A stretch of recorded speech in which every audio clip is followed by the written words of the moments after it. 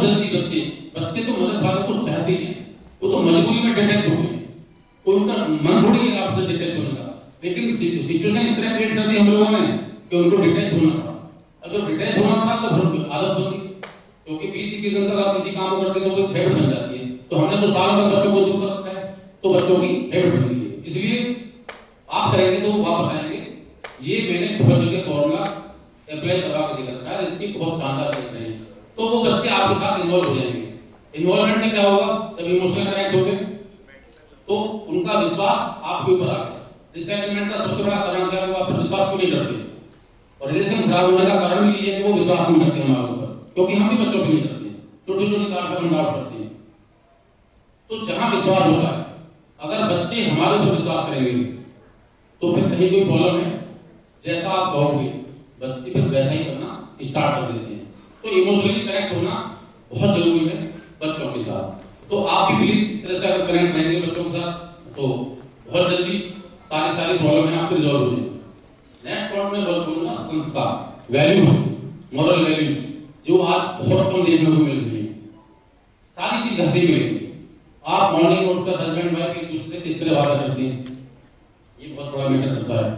हम अपने mummy papa से किस तरह बातें करते हैं, घर में आने वाली दीदी से किस तरह बातें करते हैं, बच्चे इन सब चीजों को देखते हैं। हम अपनी दीदी की केयर करते नहीं करते, नेचुरल केयर करते हैं या सिर्फ इसलिए केयर करते हैं कि अगर ये दिए तो मेरा क्या होगा। ये होता है ना, दो तरह की केयर है, एक मजबूरी वाली केयर, एक नेचुरल केयर है। तो इस तरह की वैल्यूज बच्चों को घर से ही मिलती हैं। हम अपने पेरेंट्स के बारे में क्या बात कर रहे हैं, टेलीफोन पर क्या बात कर रहे हैं, और साथ में हम अपने बुआ के बारे में, बच्चों की बुआ के बारे में, उनकी चाचा के बारे में, मौसी मौसा के बारे में हमारे थॉट्स क्या है, इस तरह के डिस्कशन हमारे आपस में हो रही है।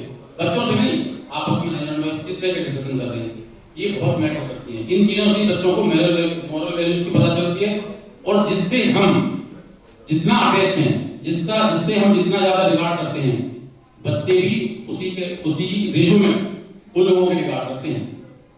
बड़े बड़े ऑफिसर्स भी आपने देखे होंगे, और आप भी सोचते होंगे पता नहीं कितना खड़ूस है, बात करने तक की तमीज नहीं है, पता नहीं कैसे चेयर तक पहुंच गया है। यही पेरेंट है।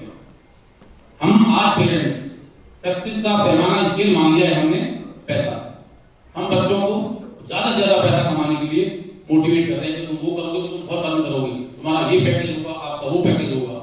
बच्चों को अगर हमने हैप्पी रहना सिखा दिया, अल्टीमेट गोल भी तो पेरेंट्स का हैप्पी रहना ही है।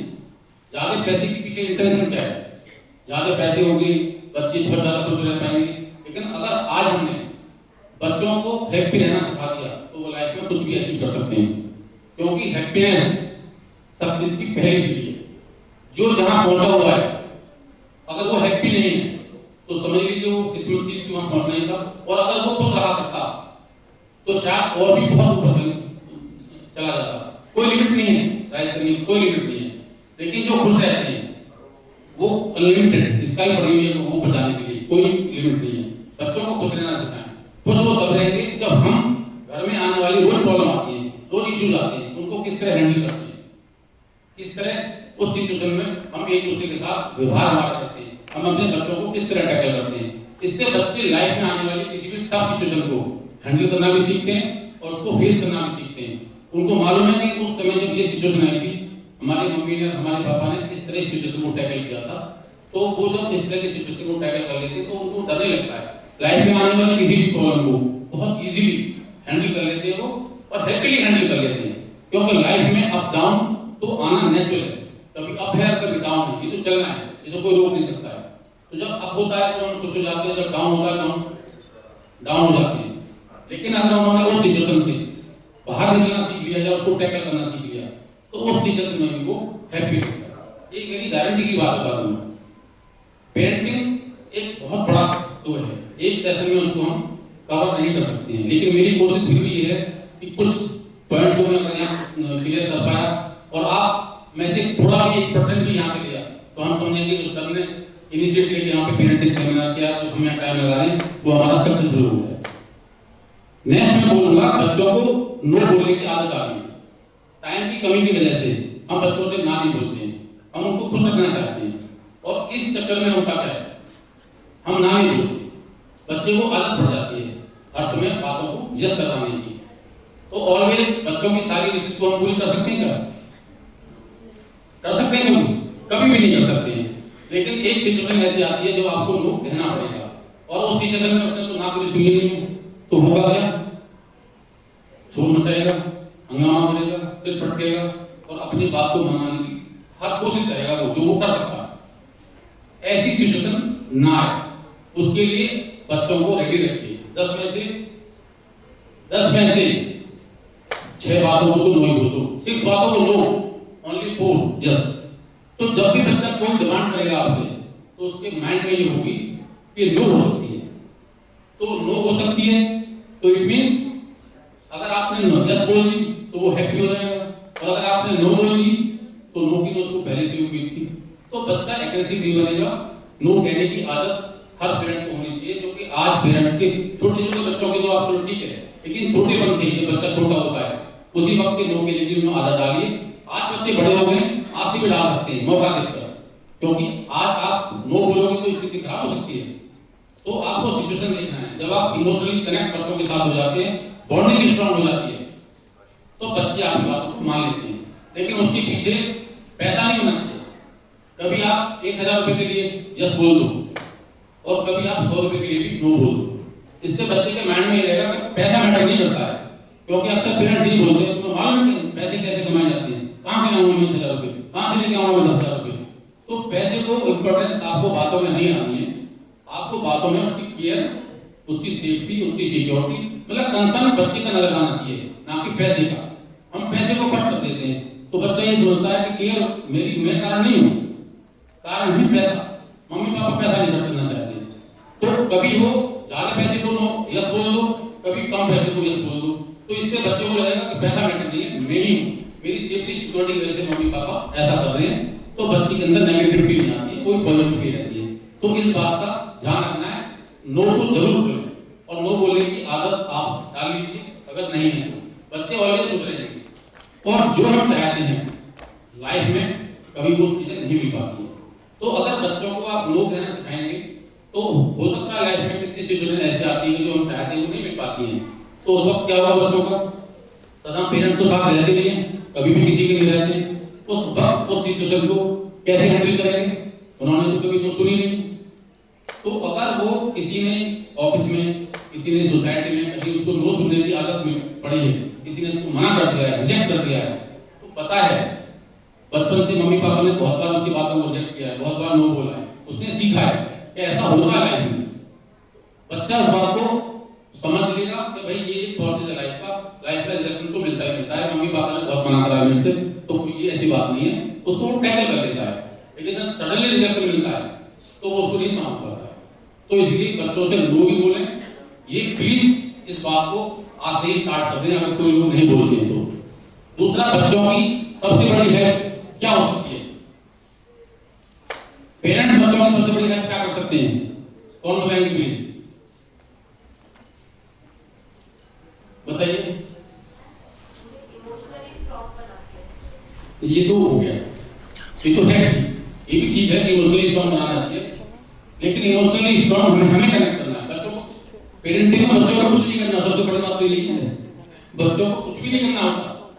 होता क्या है, पेरेंटिंग को हम गलत समझ लेते हैं कि हम उनकी हेल्प ना करें। अरे आपको सुनने में बड़ा अजीब लगेगा, उनकी हेल्प मत करो प्लीज।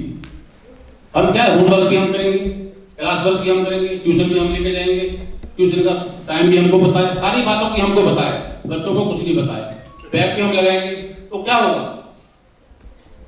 बच्चा सीखेगा क्या? कुछ पढ़ना हमारी जिम्मेदारी होगी, बैग लगाना मम्मी पापा की रेस्पॉन्सिबिलिटी होगी। रेस्पॉन्सिबिलिटी तो हम बना नहीं उसको, तो वो ना पढ़ता है ना कोई काम करने के लिए तैयार होता है, क्योंकि पढ़ाई तो मम्मी पापा की रेस्पॉन्सिबिलिटी है, मेरी रेस्पॉन्सिबिलिटी नहीं है। और वो वहीं से फिर ब्लैकमेलिंग स्टार्ट हो जाती है। बच्चे की एज के अकॉर्डिंग ही उनको सपोर्ट करें, और जितना सपोर्ट करना चाहिए मैं ये नहीं बोलता हूँ, लेकिन जितना जरूरी है उससे आगे नहीं, उससे आगे अगर आप सपोर्ट करेंगे तो बच्चों को आप समझ लीजिए हैंडीकैप बना रहे हैं। उसको एक पैसा भी दे दिया आपने चलने के लिए जो सदा साथ नहीं रहने वाली है। एक मैं आपको एग्जाम्पल बताता हूँ, सोसाइटी में 2 फ्रेंड रह रहे थे, प्लांटेशन का एक शौक था, दूसरे को बिल्कुल भी नहीं था, लेकिन क्लोज फ्रेंड थे। तो जो पौधा एक लेके आता था दूसरा उसको लाके देता था। तो जिसको बहुत ज्यादा शौक था प्लांटेशन का, गुड़ाई करता था, खाद लगाता था, पानी लगाता था, तो ठंडे को पौधों को धोता था, धुला जाती थी, तो मतलब बहुत ज्यादा उसकी केयर करता था। दूसरे को कभी टाइम मिला पानी दे दिया, नहीं मिला कोई बारिश में पौधे धुल गए तो ठीक, ना धुले तो ठीक है। लाइफ में अप डाउन तो आती है, ये तो नेचुरल है। एक दिन आंधी आई तेज, और जो बहुत ज्यादा केयर करता था उसके सारे पौधे उड़ गए। वो दौड़ के अपने फ्रेंड के पास गया, उसके सारे पौधे खड़े हुए। कारण क्या है? क्या कारण है? जो इतनी केयर करता था उसके पौधे सारे क्यों खड़े, और जिसने कभी केयर ही नहीं की उसके पौधे खड़े क्यों रहे? बताइए क्या?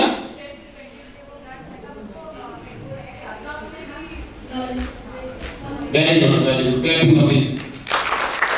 लेकिन जो केयर करता था ना, पौधे तो दोनों सेम थे, पौधों में कोई डिफरेंस नहीं था, सेम ही क्या था वो दोनों।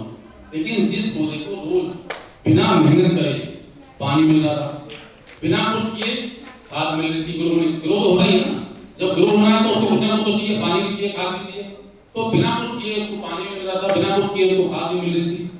तो जो जड़ थी ना, रूट उनको फैली थी, रूट स्ट्रांग नहीं बनी और वो ऊपर ही ऊपर रखी। दूसरे के पौधे को भी ग्रो होना पड़ा, और वो तो पानी भी नहीं देता था, वो तो खाद नहीं लगाता था, वो क्या करे, ग्रो तो उनको भी होना है, हीट तो उनको भी है। तो वो रूट जमीन के अंदर तक चली गई, पानी लेने के लिए और खाद लेने के लिए, ग्रो होने के लिए। तो फाउंडेशन क्या होगी? स्ट्रांग। फाउंडेशन स्ट्रांग होगी तो कितनी आंधी आओ, कितनी तूफान आओ, वो पौधे हिलने वाले नहीं है, वो पेड़ हिलने वाले नहीं है। पेड़ वही गिरते हैं आंधियों में जिनकी जड़ें स्ट्रांग नहीं होती हैं। तो ज्यादा सपोर्ट करके हम अपने बच्चों की फाउंडेशन को इतना वीक बना देते हैं कि कभी भी जब वो छोटी मोटी भी प्रॉब्लम आती है तो लड़खड़ा के गिर जाते हैं, और फिर ये कहते हैं कि भाई पेरेंट्स कहते हैं कहाँ गलती होगी, हमने तो तुमको इतने नाजों से पाला था